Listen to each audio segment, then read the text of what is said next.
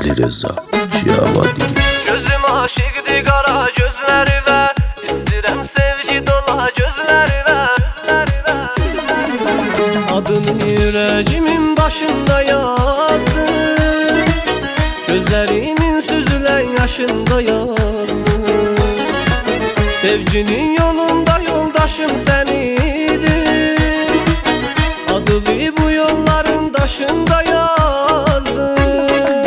Gözüm aşıqdır qara gözlərinə, İstəyirəm sevgi dola gözlərinə.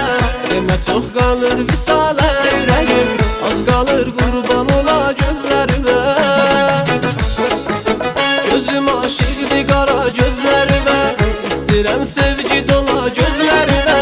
Demə çox qalır visalə ürəyim, az qalır qurban ola gözlərinə.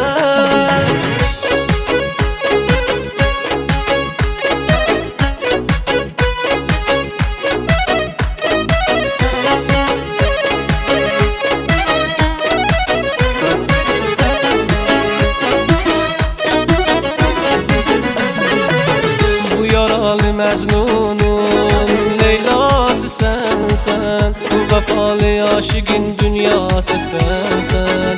Məni yatma qara göz, gözümün qarası sensen.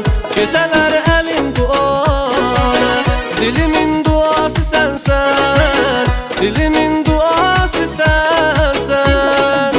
Gözüm aşıqdır qara gözlərinə, İstəyirəm sevgi dola gözlərinə. Demə çox qalır visalə ürəyim, az qalır qurban ola gözlərinə.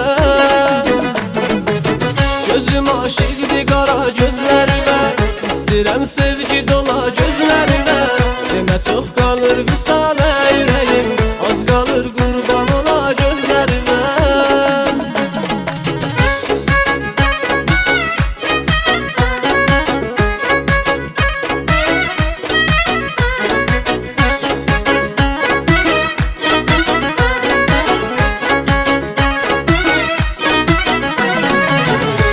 Qurban ürəyim parası deyirəm, mənə dəysin gözünün qadası deyirəm.